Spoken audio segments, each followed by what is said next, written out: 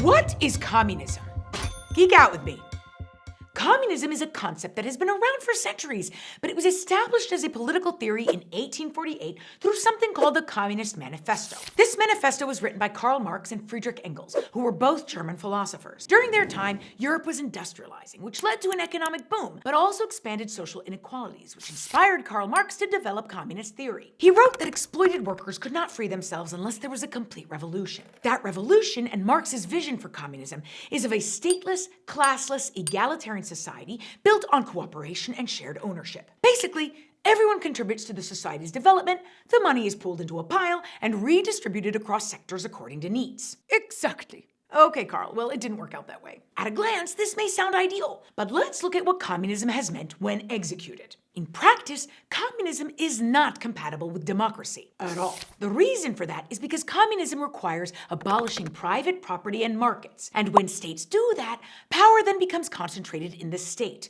and then ultimately in a single person, like Joseph Stalin, Mao Zedong, or Fidel Castro. Remember those guys? I never wanted authoritarian leaders. That's right, Karl, you didn't. But many experts believe that Marx's communist ideas, when put into practice, ended up leading to authoritarianism. And you see that in communist governments like in Russia, China, or Cuba, which all have authoritarian control with limited political freedoms. And the reason for that is to prevent people from dissenting against this system. I'll give you another example of how one of Marx's theories led to that. Marx believed religion was only something people turned to as a symptom of capitalism. He believed that people who were experiencing poverty, exploitation, or alienation under capitalism turned to religion for comfort. That thinking led communists to interpret that religion could undermine the control the state has over people in this system. And that's one of the reasons why many communist states today, like China, Vietnam, North Korea, and Cuba, are officially atheist. And if they allow some religious activity, it's heavily scrutinized by the state. That doesn't work with democracy, where we have freedom of religion. Communist states also have other authoritarian features,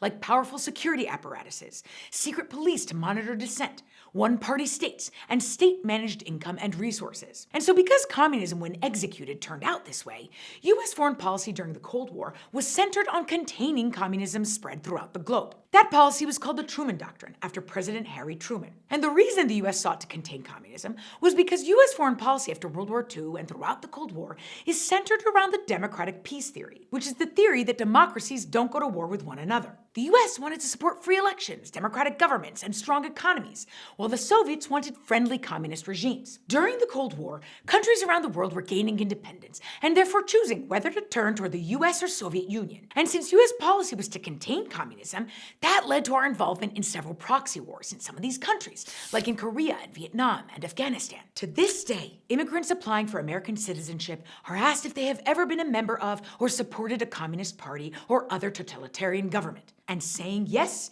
is grounds for being denied U.S. citizenship. The reason for that is because communism is incompatible with America's democracy, and America's democracy is fundamental to this country's founding and existence. Fine, have it your way. That's right, Karl.